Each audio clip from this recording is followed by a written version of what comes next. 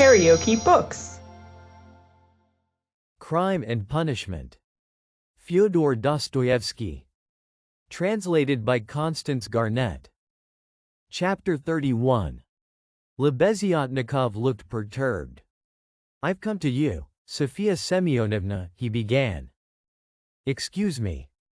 I thought I should find you," he said, addressing Raskolnikov suddenly. "That is, I didn't mean anything of that sort. But I just thought. Katerina Ivanovna has gone out of her mind," he blurted out suddenly, turning from Raskolnikov to Sonia. Sonia screamed. "At least it seems so. But we don't know what to do, you see. She came back, she seems to have been turned out somewhere, perhaps beaten. So it seems at least. She had run to your father's former chief, she didn't find him at home. He was dining at some other general's. Only fancy, she rushed off there, to the other general's, and, imagine, she was so persistent that she managed to get the chief to see her, had him fetched out from dinner, it seems. You can imagine what happened. She was turned out, of course, but, according to her own story, she abused him and threw something at him. One may well believe it. How it is she wasn't taken up, I can't understand. Now she is telling everyone, including Amalia Ivanovna. But it's difficult to understand her, she is screaming and flinging herself about. Oh yes, she shouts that since everyone has abandoned her, she will take the children and go into the street with a barrel organ, and the children will sing and dance, and she too, and collect money, and will go every day under the general's window. To let everyone see well-born children, whose father was an official, begging in the street. She keeps beating the children and they are all crying. She is teaching Lida to sing, My Village, the boy to dance, Palenka the same. She is tearing up all the clothes, and making them little caps like actors. She means to carry a tin basin and make it tinkle, instead of music. She won't listen to anything. Imagine the state of things. It's beyond anything." Lebeziatnikov would have gone on, but Sonia, who had heard him almost breathless, snatched up her cloak and hat, and ran out of the room, putting on her things as she went. Raskolnikov followed her and Lebeziatnikov came after him. "She has certainly gone mad," he said to Raskolnikov, as they went out into the street. "I didn't want to frighten Sofia Semyonovna, so I said, it seemed like it, but there isn't a doubt of it.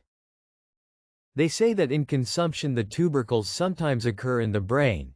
It's a pity I know nothing of medicine." I did try to persuade her, but she wouldn't listen. "Did you talk to her about the tubercles?" "Not precisely of the tubercles. Besides, she wouldn't have understood. But what I say is, that if you convince a person logically that he has nothing to cry about, he'll stop crying." "That's clear. Is it your conviction that he won't?" "Life would be too easy if it were so," answered Raskolnikov. Excuse me, of course it would be rather difficult for Katerina Ivanovna to understand, but do you know that in Paris they have been conducting serious experiments as to the possibility of curing the insane, simply by logical argument? One professor there, a scientific man of standing, lately dead, believed in the possibility of such treatment.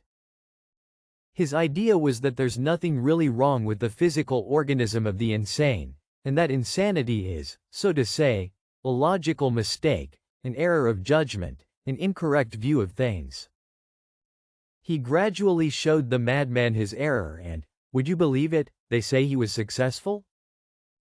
But as he made use of douches too, how far success was due to that treatment remains uncertain. So it seems at least. Raskolnikov had long ceased to listen. Reaching the house where he lived, he nodded to Lebeziatnikov and went in at the gate. Lebeziatnikov woke up with a start, looked about him and hurried on. Raskolnikov went into his little room and stood still in the middle of it. Why had he come back here? He looked at the yellow and tattered paper, at the dust, at his sofa. From the yard came a loud continuous knocking. Someone seemed to be hammering. He went to the window, rose on tiptoe and looked out into the yard for a long time with an air of absorbed attention. But the yard was empty and he could not see who was hammering. In the house on the left he saw some open windows. On the window sills were pots of sickly-looking geraniums. Linen was hung out of the windows. He knew it all by heart. He turned away and sat down on the sofa. Never had he felt himself so fearfully alone. Yes, he felt once more that he would perhaps come to hate Sonia, now that he had made her more miserable. Why had he gone to her to beg for her tears? What need had he to poison her life? Oh, the meanness of it! I will remain alone, he said resolutely, and she shall not come to the prison. 5 minutes later he raised his head with a strange smile. That was a strange thought. Perhaps it really would be better in Siberia, he thought suddenly. He could not have said how long he sat there with vague thoughts surging through his mind. All at once the door opened and Dunya came in. At first she stood still and looked at him from the doorway, just as he had done at Sonia. Then she came in and sat down in the same place as yesterday, on the chair facing him. He looked silently and almost vacantly at her. "Don't be angry, brother, I've only come for 1 minute," said Dunya.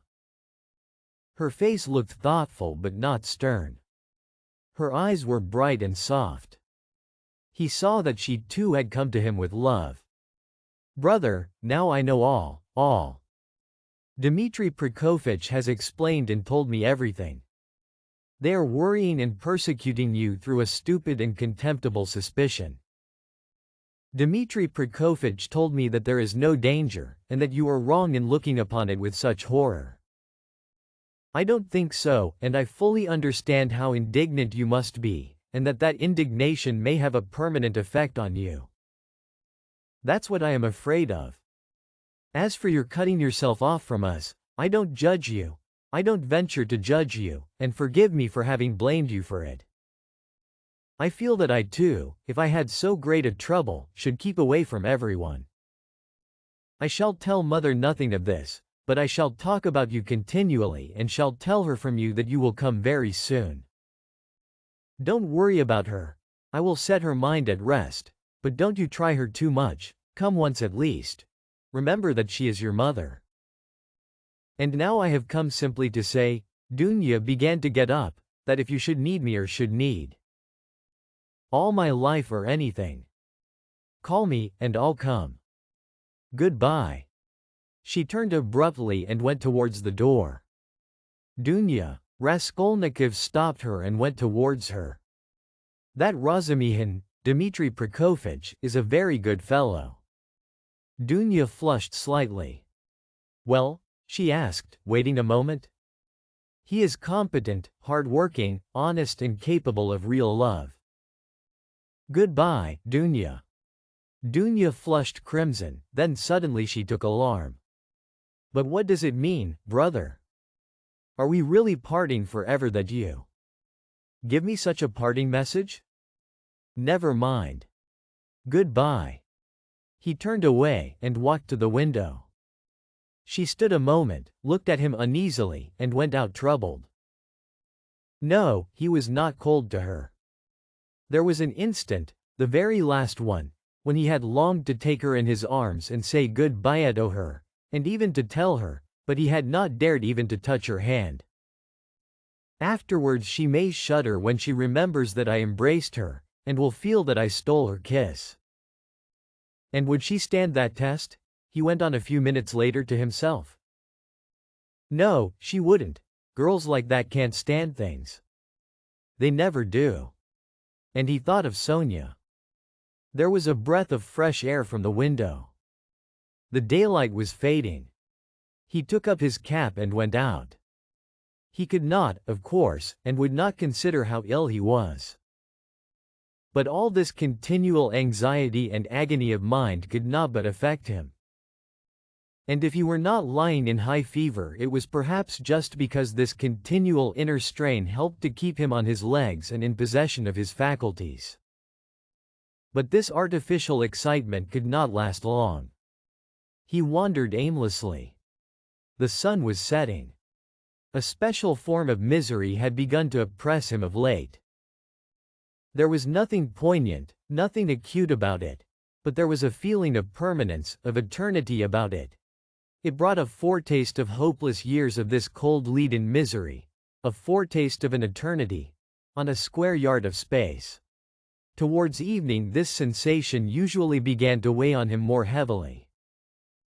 With this idiotic, purely physical weakness, depending on the sunset or something, one can't help doing something stupid. "You'll go to Dunya, as well as to Sonia," he muttered bitterly. He heard his name called. He looked round. Lebeziatnikov rushed up to him. "Only fancy, I've been to your room looking for you. Only fancy, she's carried out her plan, and taken away the children. Sofia Semyonovna and I have had a job to find them. She is rapping on a frying pan and making the children dance. The children are crying. They keep stopping at the crossroads and in front of shops. There's a crowd of fools running after them. Come along." "And Sonia?" Raskolnikov asked anxiously, hurrying after Lebeziatnikov. "Simply frantic. That is, it's not Sofia Semyonovna's frantic, but Katerina Ivanovna, though Sofia Semyonovna's frantic too. But Katerina Ivanovna is absolutely frantic. I tell you she is quite mad. They'll be taken to the police. You can fancy what an effect that will have. They are on the canal bank, near the bridge now, not far from Sofia Semyonovna's, quite close. On the canal bank near the bridge and not 2 houses away from the one where Sonia lodged, there was a crowd of people, consisting principally of gutter children. The hoarse broken voice of Katerina Ivanovna could be heard from the bridge, and it certainly was a strange spectacle likely to attract a street crowd. Katerina Ivanovna in her old dress with the green shawl, wearing a torn straw hat, crushed in a hideous way on one side, was really frantic. She was exhausted and breathless. Her wasted consumptive face looked more suffering than ever, and indeed out of doors in the sunshine a consumptive always looks worse than at home. But her excitement did not flag, and every moment her irritation grew more intense. She rushed at the children, shouted at them, coaxed them, told them before the crowd how to dance and what to sing, began explaining to them why it was necessary, and driven to desperation by their not understanding, beat them. Then she would make a rush at the crowd. If she noticed any decently dressed person stopping to look, she immediately appealed to him to see what these children, from a genteel, one may say aristocratic, house, had been brought to. If she heard laughter or jeering in the crowd, she would rush at once at the scoffers and begin squabbling with them. Some people laughed, others shook their heads, but everyone felt curious at the sight of the madwoman with the frightened children. The frying pan of which Lebeziatnikov had spoken was not there, at least Raskolnikov did not see it. But instead of rapping on the pan, Katerina Ivanovna began clapping her wasted hands, when she made Lida and Kolya dance and Polenka sing. She too joined in the singing, but broke down at the second note with a fearful cough, which made her curse in despair and even shed tears. What made her most furious was the weeping in terror of Kolya and Lida. Some effort had been made to dress the children up as street singers are dressed. The boy had on a turban made of something red and white to look like a Turk. There had been no costume for Lida. She simply had a red knitted cap, or rather a night cap that had belonged to Marmeladov, decorated with a broken piece of white ostrich feather, which had been Katerina Ivanovna's grandmother's and had been preserved as a family possession. Polenka was in her everyday dress. She looked in timid perplexity at her mother, and kept at her side, hiding her tears. She dimly realized her mother's condition, and looked uneasily about her. She was terribly frightened of the street and the crowd. Sonia followed Katerina Ivanovna, weeping and beseeching her to return home, but Katerina Ivanovna was not to be persuaded. "Leave off, Sonia, leave off," she shouted, speaking fast, panting and coughing. "You don't know what you ask. You're like a child. I've told you before that I am not coming back to that drunken German.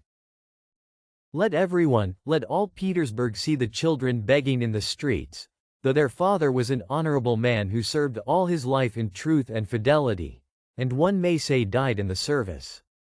Katerina Ivanovna had by now invented this fantastic story and thoroughly believed it. Let that wretch of a general see it. "And you are silly, Sonia. What have we to eat? Tell me that. We have worried you enough, I won't go on so." "Ah, Rodion Romanovich, is that you?" she cried, seeing Raskolnikov and rushing up to him. "Explain to this silly girl, please, that nothing better could be done. Even organ grinders earn their living, and everyone will see at once that we are different, that we are an honorable and bereaved family reduced to beggary. And that general will lose his post, you'll see. We shall perform under his windows every day, and if the Tsar drives by, I'll fall on my knees, put the children before me, show them to him, and say, 'Defend us, Father. He is the father of the fatherless, he is merciful, he'll protect us, you'll see,' and that wretch of a general. Lida, tenez vous droit. Kolya, you'll dance again. Why are you whimpering? Whimpering again. What are you afraid of, stupid? Goodness, what am I to do with them, Rodion Romanovich? If you only knew how stupid they are.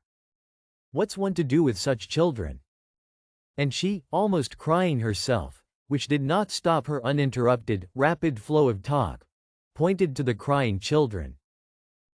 Raskolnikov tried to persuade her to go home, and even said, hoping to work on her vanity, that it was unseemly for her to be wandering about the streets like an organ grinder, as she was intending to become the principal of a boarding school. "A boarding school, ha ha ha. A castle in the air," cried Katerina Ivanovna, her laugh ending in a cough. "No, Rodion Romanovich, that dream is over. All have forsaken us. And that general. You know, Rodion Romanovich, I threw an inkpot at him. It happened to be standing in the waiting room by the paper where you sign your name. I wrote my name, threw it at him and ran away. Oh, the scoundrels, the scoundrels. But enough of them, now I'll provide for the children myself. I won't bow down to anybody. She has had to bear enough for us," she pointed to Sonia. "Polenka, how much have you got? Show me." "What, only 2 farthings. Oh, the mean wretches. They give us nothing, only run after us, putting their tongues out. There, what is that blockhead laughing at?" She pointed to a man in the crowd. "It's all because Kolya here is so stupid, I have such a bother with him. What do you want, Polenka? Tell me in French, parlez-moi français. Why, I've taught you, you know some phrases. Else how are you to show that you are of good family, well-brought-up children, and not at all like other organ grinders? We aren't going to have a Punch and Judy show in the street, but to sing a genteel song." "Ah, yes. What are we to sing? You keep putting me out, but we. You see, we are standing here, Rodion Romanovich, to find something to sing and get money, something Kolya can dance to. For, as you can fancy, our performance is all impromptu. We must talk it over and rehearse it all thoroughly, and then we shall go to Nevsky, where there are far more people of good society, and we shall be noticed at once. Lida knows my village, only, nothing but my village, and everyone sings that. We must sing something far more genteel. Well, have you thought of anything, Polenka? If only you'd help your mother. My memory's quite gone, or I should have thought of something. We really can't sing in Hussar. Ah, let us sing in French, cinq sous. I have taught it you. I have taught it you. And as it is in French, people will see at once that you are children of good family, and that will be much more touching. You might sing Marlborough Scene Vat en Guerre, for that's quite a child's song and is sung as a lullaby in all the aristocratic houses. Marlborough Scene Vat en Guerre ne sait quand reviendra, she began singing. But no, better sing, cinq sous. Now, Kolya, your hands on your hips, make haste, and you, Lida, keep turning the other way, and Polenka and I will sing and clap our hands. Cinq sous pour monter notre ménage. Cough, cough, cough. Set your dress straight, Polenka, it slipped down on your shoulders, she observed, panting from coughing. Now it's particularly necessary to behave nicely and genteelly, that all may see that you are well-born children. I said at the time that the bodice should be cut longer, and made of 2 widths. It was your fault, Sonia, with your advice to make it shorter, and now you see the child is quite deformed by it. Why, you're all crying again. What's the matter, stupids? Come, Kolya, begin. Make haste, make haste. Oh, what an unbearable child. Cinq sous, cinq sous. A policeman again. What do you want? A policeman was indeed forcing his way through the crowd. But at that moment a gentleman in civilian uniform and an overcoat, a solid-looking official of about 50 with a decoration on his neck, which delighted Katerina Ivanovna and had its effect on the policeman, approached and without a word handed her a green 3-ruble note. His face wore a look of genuine sympathy. Katerina Ivanovna took it and gave him a polite, even ceremonious, bow. I thank you, honored sir, she began loftily. The causes that have induced us, take the money, Polenka. You see there are generous and honorable people who are ready to help a poor gentlewoman in distress. You see, honored sir, these orphans of good family, I might even say of aristocratic connections, and that wretch of a general sat eating grouse. And stamped at my disturbing him. Your Excellency, I said, protect the orphans, for you knew my late husband, Semyon Zaharovich, and on the very day of his death the basest of scoundrels slandered his only daughter. That policeman again. Protect me, she cried to the official. Why is that policeman edging up to me? We have only just run away from one of them. What do you want, fool? It's forbidden in the streets. You mustn't make a disturbance. It's you're making a disturbance. It's just the same as if I were grinding an organ. What business is it of yours?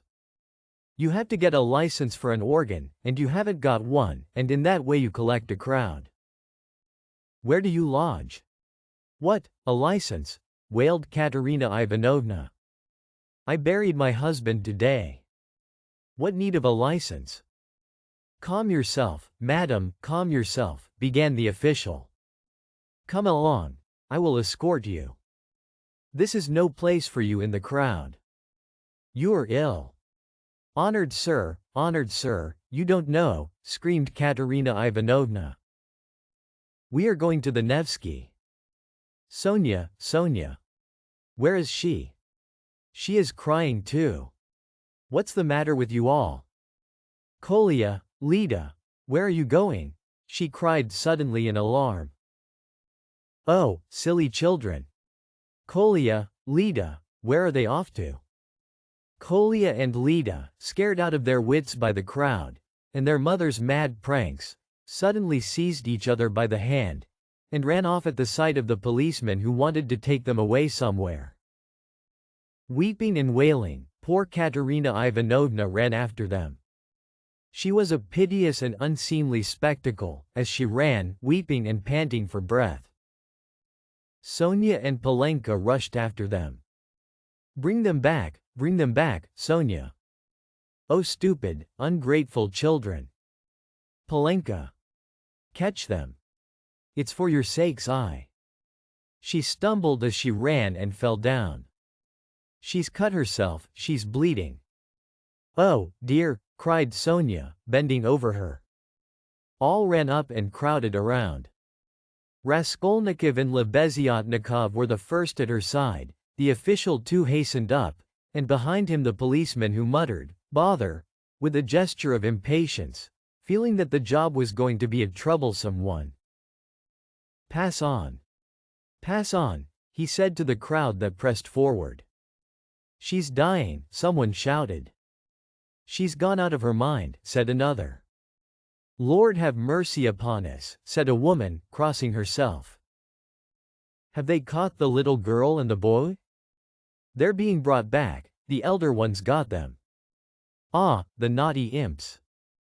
When they examined Katerina Ivanovna carefully, they saw that she had not cut herself against a stone, as Sonia thought, but that the blood that stained the pavement red was from her chest. I've seen that before, muttered the official to Raskolnikov and Lebeziatnikov. That's consumption. The blood flows and chokes the patient. I saw the same thing with a relative of my own not long ago. Nearly a pint of blood, all in a minute. What's to be done though? She is dying. This way, to my room, Sonia implored. I live here. See, that house, the second from here. Come to me, make haste, she turned from one to the other. Send for the doctor. Oh, dear.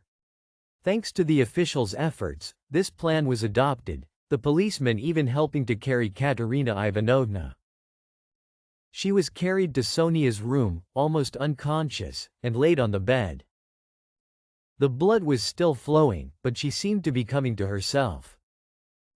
Raskolnikov, Lebeziatnikov, and the official accompanied Sonia into the room and were followed by the policeman, who first drove back the crowd which followed to the very door. Polenka came in holding Kolya and Lida, who were trembling and weeping. Several persons came in too from the Kapernamovs' room, the landlord, a lame one-eyed man of strange appearance with whiskers and hair that stood up like a brush, his wife, a woman with an everlastingly scared expression, and several open-mouthed children with wonder-struck faces. Among these, Svidrigailov suddenly made his appearance. Raskolnikov looked at him with surprise, not understanding where he had come from and not having noticed him in the crowd. A doctor and priest were spoken of. The official whispered to Raskolnikov that he thought it was too late now for the doctor, but he ordered him to be sent for. Kapernamov ran himself. Meanwhile Katerina Ivanovna had regained her breath. The bleeding ceased for a time.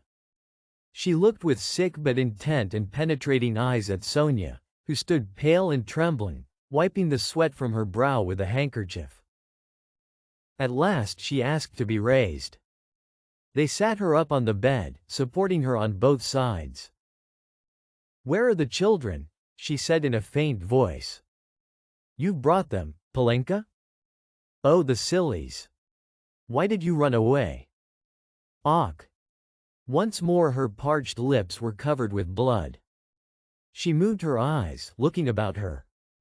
"So that's how you live, Sonia? Never once have I been in your room." She looked at her with a face of suffering. "We have been your ruin, Sonia.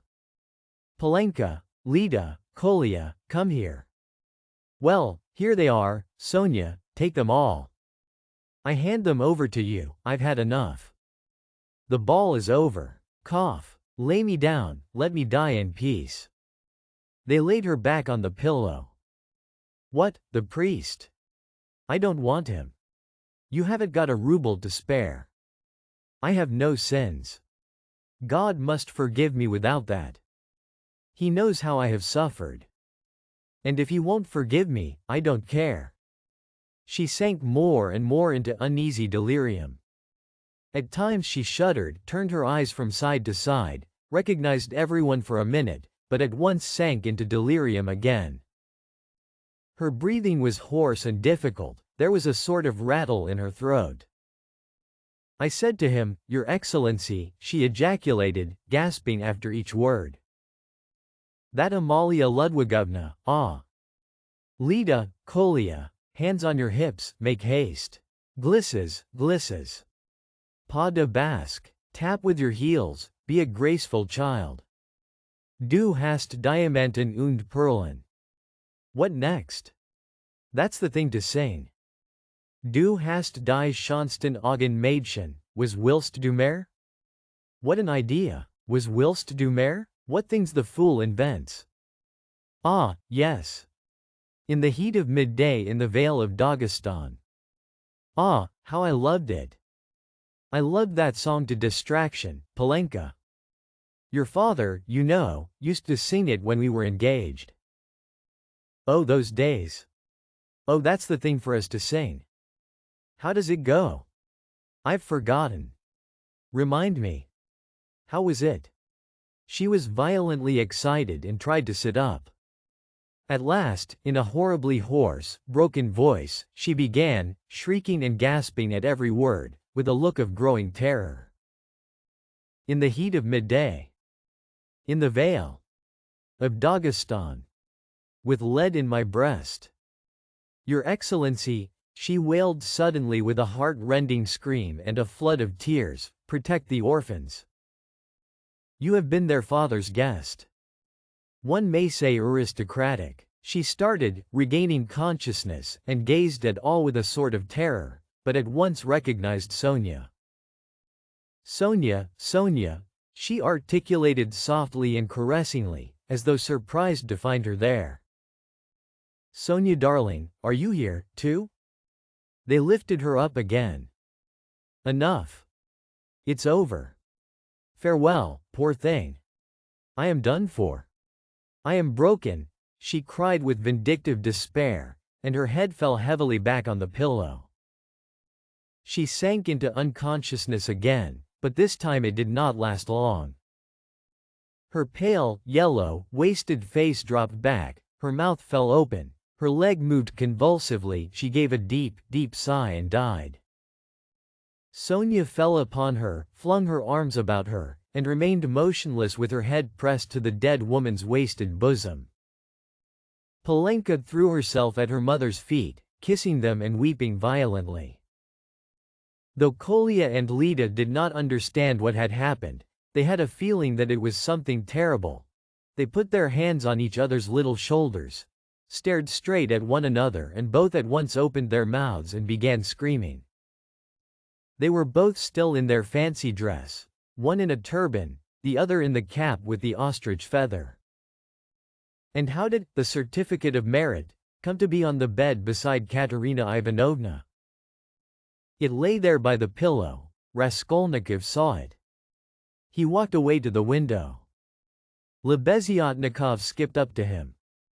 She is dead, he said. Rodion Romanovich, I must have 2 words with you, said Svidrigailov, coming up to them. Lebeziatnikov at once made room for him and delicately withdrew. Svidrigailov drew Raskolnikov further away. I will undertake all the arrangements, the funeral and that. You know it's a question of money and, as I told you, I have plenty to spare. I will put those 2 little ones and Palenka into some good orphan asylum, and I will settle 1,500 rubles to be paid to each on coming of age, so that Sofia Semyonovna need have no anxiety about them. And I will pull her out of the mud too, for she is a good girl, isn't she? So tell Avdotia Romanovna that that is how I am spending her 10,000. What is your motive for such benevolence? Asked Raskolnikov. Ah. You skeptical person, laughed Svidrigailov. I told you I had no need of that money.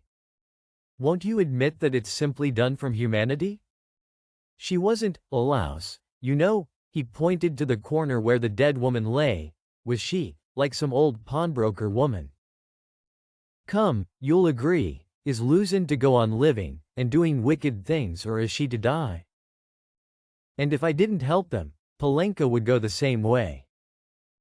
He said this with an air of a sort of gay winking slyness, keeping his eyes fixed on Raskolnikov, who turned white and cold, hearing his own phrases spoken to Sonia. He quickly stepped back and looked wildly at Svidrigailov. "How do you know?" he whispered, hardly able to breathe. "Why, I lodge here at Madame Reselik's, the other side of the wall. Here is Kapernamov, and there lives Madame Reselich, an old and devoted friend of mine. I am a neighbor." "You?" "Yes," continued Svidrigailov, shaking with laughter.